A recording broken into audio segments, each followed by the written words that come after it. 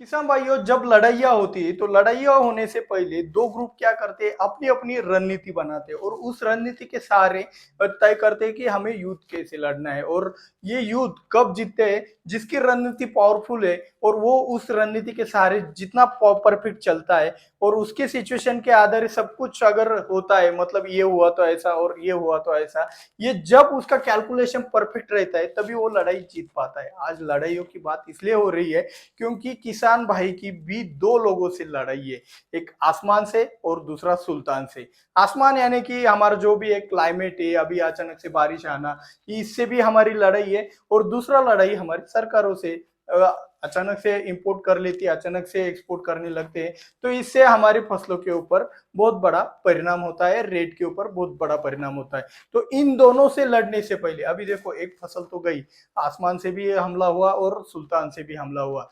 इसमें तो हम कुछ नहीं कर सकते, आंदोलन करके भी नहीं कुछ होने वाला और कुछ चीजों से भी कुछ नहीं होने वाला है। तो यहाँ पे हमें एक बात समझनी है कि भाई जो हमारे हाथ में है वो हम करेंगे। तो इन दोनों की भी कुछ कमजोरियां है भाई, आसमान की भी कुछ कमजोरियां है और सुल्तान की भी कुछ कमजोरियां है।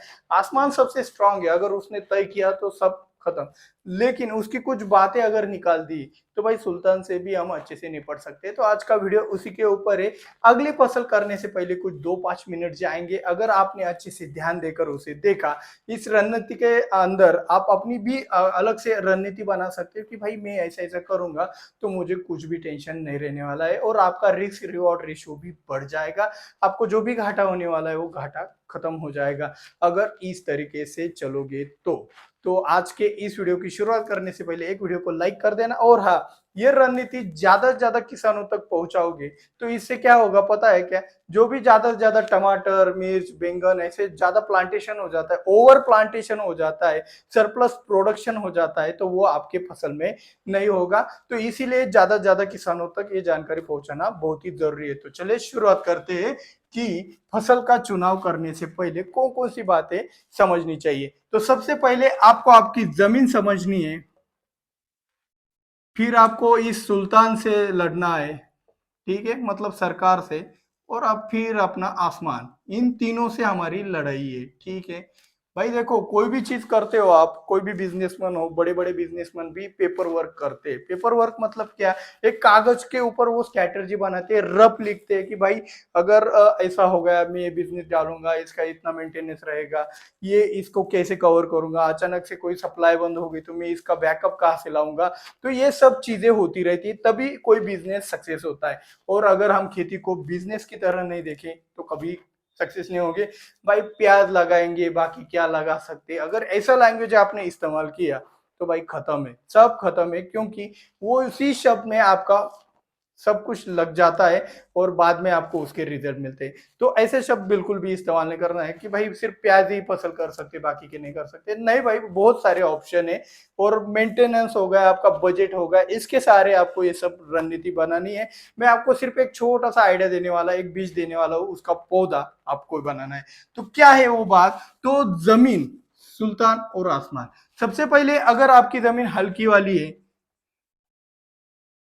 या फिर आपकी जमीन भारी वाली है, ठीक है, तो हल्की वाली जमीन में 4 फीट के अंदर वाली सब फसलें लगानी है, ठीक है, इतना ध्यान में रखना। 4 फीट 5 फीट के अंदर बढ़ने वाली फसलें लगानी है अगर हल्की वाली जमीन है, इतना फॉर्मूला फिक्स कर लेना।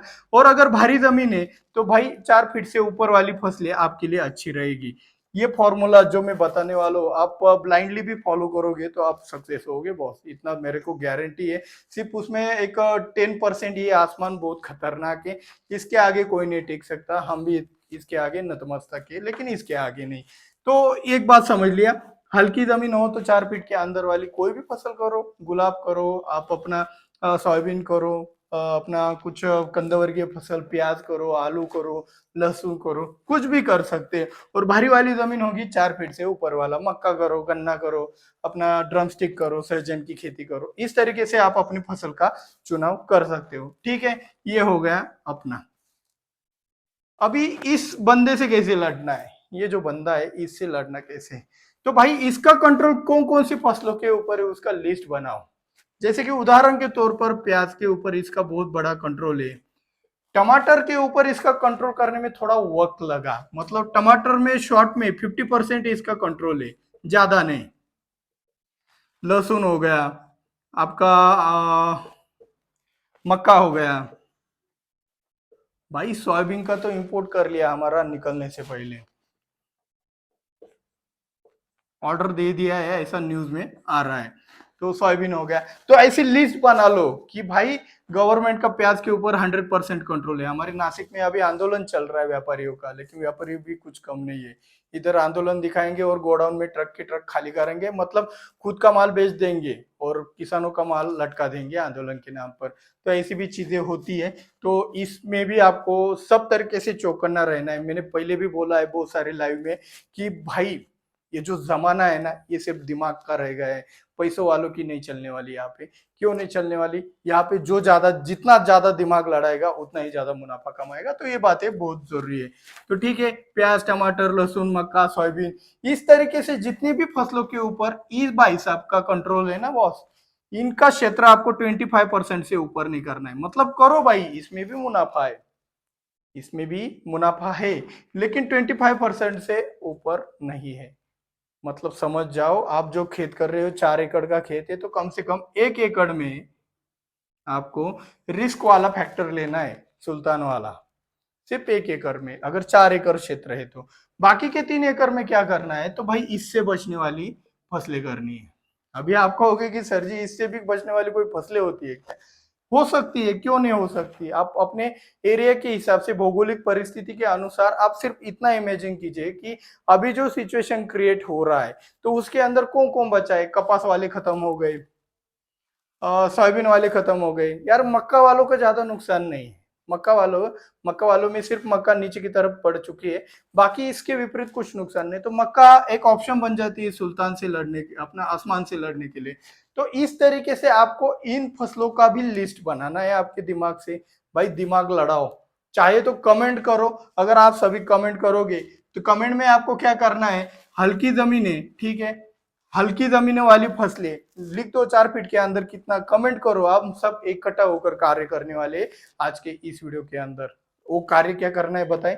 आप सच्चे फार्मर है, देखो किसानों का भला क्यों नहीं होता। अंग्रेज 150 साल आके यहाँ पे राज्य करके गए, और 150 साल क्यों लगे भाई, इतने मुट्ठी भर थे, इनको दबाने में हमें वक्त नहीं लगता, लेकिन उन्होंने राज क्यों किया? इनको पता है ये कभी एक नहीं आने वाले। तो आज एक आने की जरूरत है। एक इसलिए आने की जरूरत है क्योंकि इस फॉर्मूले के लिए आपको क्या करना है, हल्की वाली जमीनी वाली फसलें कमेंट कर दो। आपके हिसाब से 4 फीट के अंदर कौन कौन सी फसलें है, तो उसको लिखो, हल्की वाली फसलें 4 फीट के अंदर, ये फसलें मेरे हिसाब से। भारी वाली जमीन की फसलें आपके हिसाब से लिखो। सुल्तान जिसे कंट्रोल कर सकता है ऐसी फसलों के नाम लिखो, और उसके आगे परसेंटेज लिखो, कितना परसेंट कंट्रोल कर सकता है। टमाटर को कंट्रोल करने में वक्त लगा था भाई, ये भी देख लेना, क्योंकि वो 300 तक पहुंच गए थे। वो अगर भाई सरकार चाहती तो इसको 100 में ही लटका देती, लेकिन 100 तक नहीं लटका पाए, क्योंकि उसको आने में वक्त लगता है, वहां से प्रोडक्शन मंगवाने में वक्त लगता है। तो यहाँ पे उसका 50% लिख दिया। तो इस तरीके से परसेंटेज लिखो जब सुल्तान की बात आएगी, फसल और परसेंटेज ये लिखना। और आसमान से बचने वाली फसलें कौन कौन सी, ये भी लिखना। इससे क्या होगा, जितने भी लोग ये वीडियो देख रहे हैं वो एक एनालाइज कर पाएंगे कि भाई इस स्ट्रेटजी के अंतर्गत हमें कौन सी फसलें कितने एरिया में करना है, और कौन सी फसलों के अंदर कितना रिस्क लेना है। ये 25 to 50% आप रिस्क ले सकते हो आपके बजट के आधार पर, लेकिन 50% आपको इस कैटेगरी की फसल करनी ही करनी है। और वो 50% इन दोनों में से किसी एक का होना चाहिए, ये ध्यान में रखना है। ये कैटेगरी इस तरीके से फसल करोगे तो मेरा गारंटी है बॉस, आपका ज्यादा नुकसान नहीं होगा, आप फिर भी बच जाओगे। ये गारंटी, ये फॉर्मूला इस्तेमाल करके देखना एक बार। सब करके देख लिया, ये करके देख लेना, आपको जरूर फायदा मिलेगा। बिना रणनीति के आप कुछ नहीं कर सकते, रणनीति होनी चाहिए। एक लड़ाई का एक माध्यम होता है, तो हमारी ये लड़ाई बहुत बड़ी है, ये छोटे दुश्मन नहीं है, सबसे पावरफुल है। तो जितना पावरफुल दुश्मन होता है उतनी पावरफुल सोच रखनी पड़ती है। तो इसीलिए ये सब बातें जरूरी है। तो अपने किसान मित्रों में इसका आप शेयर करने से, ये भाई देखो ये फॉर्मूला शेयर होना चाहिए।